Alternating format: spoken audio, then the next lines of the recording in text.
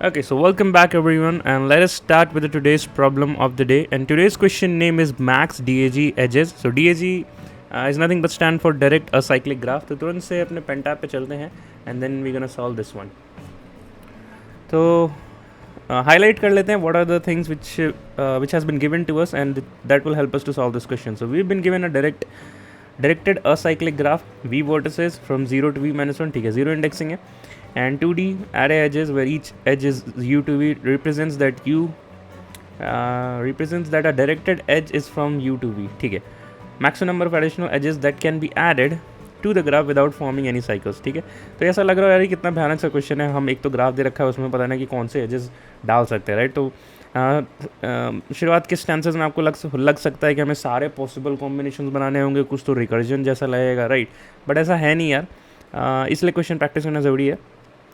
तो देखो, अगर DAG की बात करी गई है और ये बोल रहा है कि कुछ नंबर ऑफ हमारे पास गिवन है, ये कुछ नंबर ऑफ एजेस बना के दे रखा है. मैं पूछा कि और क्या एजेस बना सकता है कि DAG अपना प्रॉपर्टी होल्ड करे. DAG का प्रॉपर्टी क्या है? डायरेक्टेड होना चाहिए, असाइक्लिक होना चाहिए. देखो, तो अगर तुम्हें पता हो DAG जब आप पहली बार ही पढ़ते हैं तो total number of possible edges एक फार्मूला से लोग निकाल सकते हैं, v इंटू वी माइनस 1/2. कैसे ये फार्मूला कैसे आया यार? तो बना के देख लो. देखो, 0 से 1 पे ग्राफ है एंड 1 से 2 डायरेक्टेड है, राइट. तो अब देखो, अगर ये 0 से 1 ऑलरेडी है तो another possible edge I can draw is 1 to 0. But आप देखोगे तो ये साइकिल बना देगा, राइट.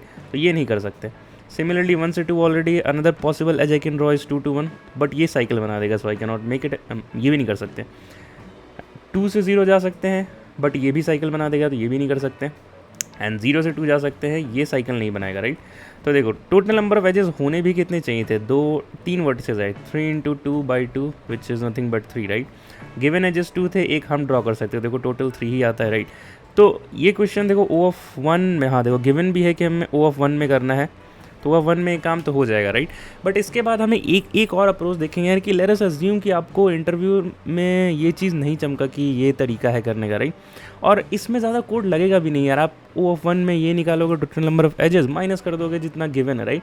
तो इंटरव्यूअर अगर एक क्वेश्चन पूछता है ना, तो अगर आप ये अप्रोच बताओगे तो ही विल बी हैप्पी कि हाँ आपको अच्छे से फंडामेंटल्स आते हैं. But there are high chances कि वो बोले कि क्या हम इसे कोई और तरीके से कर सकते हैं जहाँ पे कोड ज़्यादा लगेगा, राइट. जहाँ पे बेसिकली कोई एल्गोरिदम वर्क करे, राइट. तो पहले इस अप्रोच को देखते हैं, सबमिट कर लेते हैं, then move on to the second one. तो देखो, ये तो इसका छोटा सा कोड रहा, टैब स्क्रीन हटाएं तो ये इसका छोटा सा कोड रहा और सारे टेस्ट केसेस पास हो गए, राइट. बट हम इसको एल्गोरिदम से, एक टोपोलॉजिकल सॉर्ट का एल्गोरिदम है, हम उसके थ्रू भी कर सकते हैं. कैसे वो देखते हैं, राइट. पिछला क्वेश्चन भी जो हमने लास्ट टाइम जो कवर किया था, वो भी एक क्वेश्चन था कोर्स शेड्यूल के नाम पे. वो भी एक बहुत ही स्टैंडर्ड क्वेश्चन है यार, इंटरव्यूज़ में बहुत बार पूछा जा चुका है, राइट. एंड कर लेना उसे भी. देखो, तो सिंपल सी बात ये है कि हम यहाँ पे टोपोलॉजिकल सॉर्ट करेंगे. देखो, क्यों करेंगे टोपोलॉजिकल सॉर्ट? कैसे पता चला कि टोपोलॉजिकल सॉर्ट ही लगाना है, राइट, और कुछ क्यों नहीं लगाना है?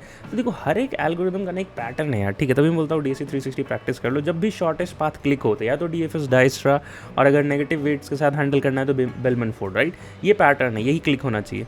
इससे आप आगे बढ़ेंगे और क्वेश्चन अगर और कुछ वेरिएशन रहा तो कुछ और लगाने की संभावना हो सकती है. बट ये अपना पैटर्न है, राइट. जैसे ही अब हमारे पास बात आया कि साइक्लिक हमें चेक करना है, राइट. तो one of the way to check cyclic is topological sort, right. यही हमने वो भी देखा था, लास्ट टाइम भी देखा था.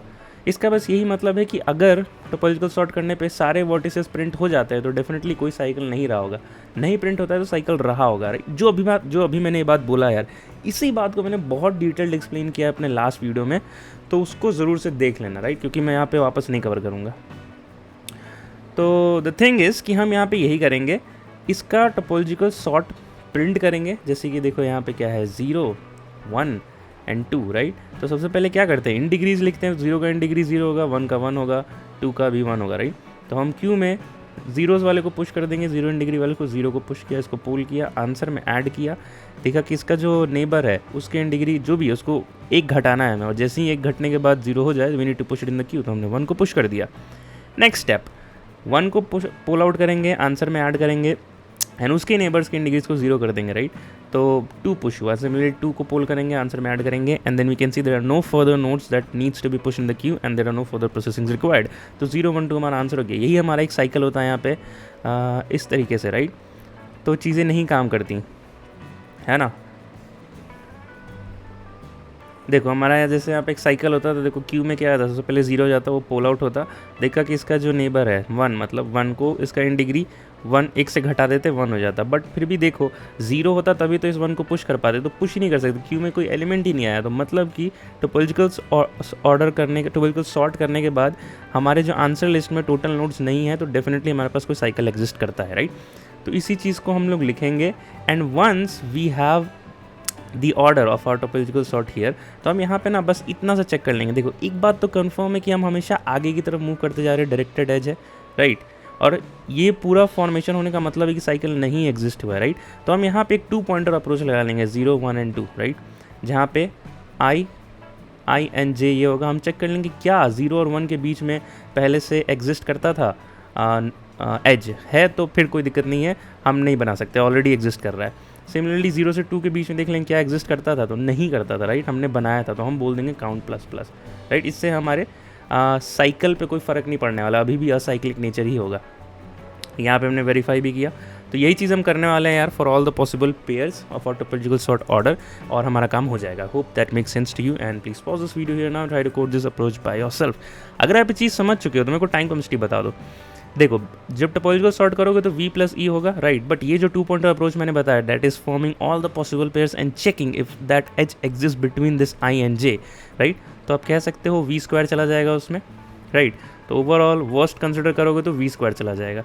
स्पेस कॉम्प्लेक्सिटी बता दो क्या होगा, तो v would be actually storing this particular topological order thing, and ये चेक करने के लिए कि आई और जे के बीच में कुछ हो नहीं, हमें एक एग्जिस्ट एजेस एरे करके भी बनाना होगा, तो उसमें v² जाएगा। तो I would say O v² as well in this space. Now please pause this video and try to code this approach by yourself. ठीक है यार, तो मैं ये करूँगा कि मैं अपने पिछले सॉल्व क्वेश्चन पे जाऊँगा, कोड ऑलरेडी लिख रखा है, तो थोड़ा वहाँ से हेल्प ले लेते हैं। अपने जावा सोल्यूशन पे जाएंगे एंड इस पूरे कोड को ही कॉपी कर लेते हैं, या फिर यहाँ से कर लेते हैं। हमें स्टेप 4 तक ही चाहिए, राइट। तो अपने एक्चुअल एडिटर पे आते हैं। Let me zoom it a bit. ठीक है, यहाँ इस कोड को पेस्ट करेंगे, थोड़ा सा भी इसमें बदलाव कर देते हैं। सो वी नहीं है यहाँ पे, एन है, एन यहाँ पे एजेस है, तो हम यहाँ पे इसको एडजस्ट कर लेते हैं। एंड इसको देखो नेमिंग हमेशा चेंज कर देना चाहिए यार अपने क्वेश्चन के हिसाब से, ये सही है। यहाँ पे यू एंड वी का एडजेसेंसी लिस्ट बना दो। So this comment has also changed, U and V. Step 1 हमारा कंप्लीट हो चुका है। स्टेप 2 इन डिग्रीज, ये बिल्कुल सही है। Adding notes to with in degree 0, ये भी सही है, हमने ऑर्डर में हमने स्टोर कर लिया। ठीक है यार, बस यहाँ पे स्टेप 5 वहाँ पे सारे पेयर्स बना लो, ऑल पॉसिबल पेयर्स, और जो मैंने बोला अभी चेक कर लो। तो भैया आपने फिर से कोड क्यों नहीं किया, करना चाहिए था ना। देखो यार, ये मैंने इसलिए नहीं किया ना क्योंकि मैं तुम्हें बताना चाहता था कि जब भी आप कोई भी पर्टिकुलर एल्गोरिदम का कोड कहीं भी लिखते हो ना यार, तो वो सेम ही होता है।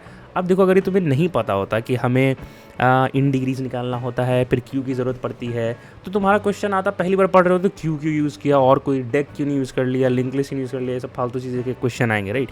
तो वो ज़्यादा इन्फ्लुएंसर्स की बात में मत जाया करो, मैं तो यही कहूँगा, है ना। स्टिक टू बेसिक्स, 360 कंप्लीट कर लो, और पैटर्न्स याद रखो।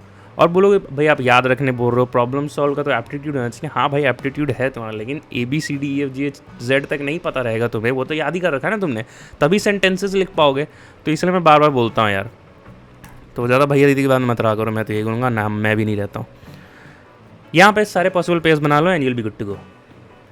तो यहाँ पे हमने लास्ट बात लिख दिया यार कि हम सारे पेयर्स बना रहे हैं एंड यू एंड वी में स्टोर कर लिया। अब हम चेक कर रहे हैं कि क्या ये एज एग्जिस्ट करता है, नहीं करता है, then we do an answer plus plus. तो ये जो इज एज एग्जिस्ट बनाया, यहाँ पे हमें एक चीज़ बनानी पड़ेगी यहाँ पे, तो हम यहीं पे बना लेते हैं। सो इंट नहीं यार, बूलियन होगा, boolean is edge exist 2D array होगा ये, and is equals to new boolean size क्या होगा n क्रॉस n, राइट। तो जब आप एज मार्क कर रहे हो U2V, तो हम यहीं पे कह देंगे कि भाई इसको भी मार्क कर दो एक बार कि यहाँ पे एज एग्जिस्टेड, ठीक है। एंड दैट इज़ इट, अपना काम हो चुका है। सो कंपाइल एंड रन करते हैं।